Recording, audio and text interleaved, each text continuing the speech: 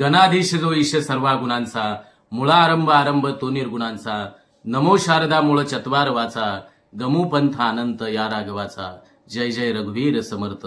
समर्थांच्या चरणी लीन होऊन त्यांच्या स्मृतीला आणि कार्याला विनम्र अभिवादन करतो. नमस्कार. निवेदक विठ्ठल पवार या माझ्या यूट्यूब चॅनलमध्ये आपल्या सर्वांचं सहर्ष स्वागत करत आहे. श्री रामदास नवमी आजही मार्गदर्शक ठरणाऱ्या समर्थांच्या चरित्राचा अगदी थोडक्यात आढावा या यूट्यूब व्हिडिओच्या माध्यमातून आपण या ठिकाणी घेतोय. तत्पूर्वी निवेदक विठ्ठल पवार या यूट्यूब चॅनलवर जर आपण नवीन असाल तर माझ्या यूट्यूब चॅनलला आपण सबस्क्राईब करायला विसरू नका. श्री रामदास नवमी हा दिवस सर्वत्र दास नवमी म्हणून साजरा केला जातो. बलोपासनाचे समर्थक, मनाचे श्लोक, दासबोध या प्रापंचिक ज्ञान आणि पारमार्थिक मार्गाची दिशा देणाऱ्या रामदास स्वामींच्या चरित्राचा अगदी थोडक्यात माहिती मांडण्याचा प्रयत्न मी निवेदक विठ्ठल पवार आपल्या समोर या ठिकाणी करतोय. सूर्यनारायणानं दिलेल्या वरदानामुळे झाला जन्म. समर्थ रामदास स्वामींचे वडील सूर्याजीपंत ठोसर हे निस्सीम सूर्य उपासक होते. गंगाधर व नारायण या दोन पुत्रांचा जन्म सूर्यनारायणाने दिलेल्या वरदानामुळे झाला अशी त्यांची श्रद्धा होती. समर्थ रामदास स्वामींचा जन्म रामनवमीच्या दिवशी म्हणजे चैत्र शुद्ध नवमी झाला. नारायण लहानपणापासूनच अतिशय बुद्धिमान, निश्चयी तसे खोडकर देखील होता. हाती घेतलेलं काम तडीस न्यायचे असा त्यांचा बाणा असायचा. नारायणाने मित्रांच्या सहवासात बालपणीच त्या व्यवसायाचं उत्तम ज्ञान प्राप्त करून घेतले होते. निरीक्षणानं आणि अनुभवाने तो सगळ्या गोष्टी शिकला. रामदास स्वामींच्या बालपणाची एक गोष्ट प्रसिद्ध आहे. एकदा नारायण लपून बसला. काही केल्या सापडेना. अखेर एका भडताळात तो सापडला. काय करीत होता असे विचारल्यावर आई चिंता करतो विश्वाची असं उत्तर त्यानं दिलं होतं.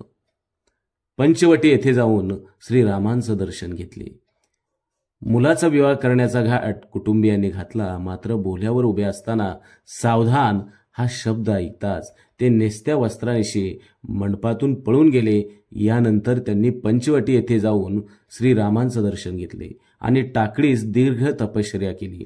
विद्यार्थ्यांची दिनचर्या कशी असावी याचा एक आदर्शच समर्थांनी त्या काळी प्रस्थापित केला. पहाटे ब्राह्ममुहूर्तावर उठून ते दररोज 1200 सूर्यनमस्कार घालत असत. रामदासांनी रामनामाचं 13 कोटी वेळा नामस्मरण करून झाल्यावर अवतार कार्याला आरंभ केला असं सांगितलं जातं. 12 वर्षाच्या या तीव्र तपश्चर्येनंतर त्यांना आत्मसाक्षात्कार झाला असं देखील म्हणतात.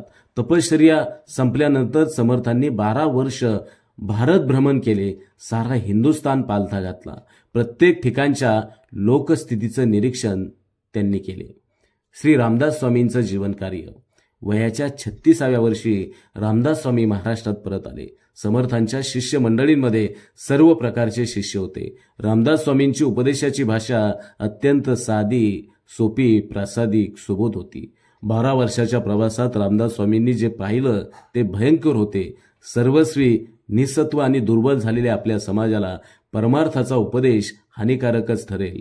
समाजाला प्रथम संघटित आणि प्रथम शक्ती संपन्न बनवलं पाहिजे.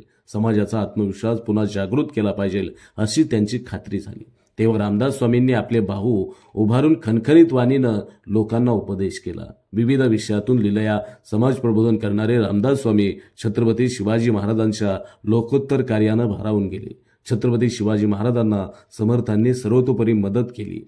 समर्थांचे साहित्य आणि काव्य निर्मिती, समाजाविषयीच्या अपार तळमळीतून समर्थांनी अफाट विपुल वाङ्मय निर्मिती केली. दासबोध, मनाचे श्लोक, करुणाष्टके, भीमरूपी स्तोत्र, अनेक आरत्या, उदाहरणार्थ सुखकर्ता दुःखहर्ता ही गणपतीची आरती, लवथवती विक्राळ ब्रह्मांडी माळा ही शंकराची आरती अशा त्यांच्या लेखन कृती प्रसिद्ध आहेत. याशिवाय रामायणातील किष्किंधा, सुंदर व युद्ध ही कांडे, अनेकविध अभंग, आरत्या, भूपाळ्या, पदे, स्तोत्रे, राजधर्म, शास्त्रधर्म, शिवाजी महाराज, संभाजी महाराज यांस पत्रे आणि त्यातील उत्सव या संबंधी मार्गदर्शन, आत्माराम, अन्वय व्यतिरेक, वैराग्य शतक, ज्ञान शतक, उपदेश शतक, षडरूपी विवेक आदी विषयांवरील विपुल लेखन समर्थांनी केले आहे. समृद्ध शब्दरचना, मराठी शब्दांची वैभवशाली उधळण, तर्कशुद्ध विचारांची आखीव नेटकी मांडणी आणि माणसाच्या जीवनाचे अगदी छोट्या छोट्या व्यवहारांचे सूक्ष्म निरीक्षण ही समर्थांच्या लेखनाची काही उदाहरणं आपल्याला वैशिष्ट्य म्हणून या ठिकाणी सांगता येतील. शिवाजी महाराजांचा काळ. समर्थांनी शिवाजी महाराजांच्या काळात समर्थ संप्रदाय स्थापन करून 1100 मठ स्थापन केले. सुमारे 1400 तरुणांना समर्थ संप्रदायाची दीक्षा दिली. सातारा, चाफळ, सज्जनगड या परिसरात समर्थांचं वास्तव अधिक काळ होते. समर्थांनी स्थापलेलं राम मंदिर आणि 11 मारुतींची देवळे याच परिसरात आहेत.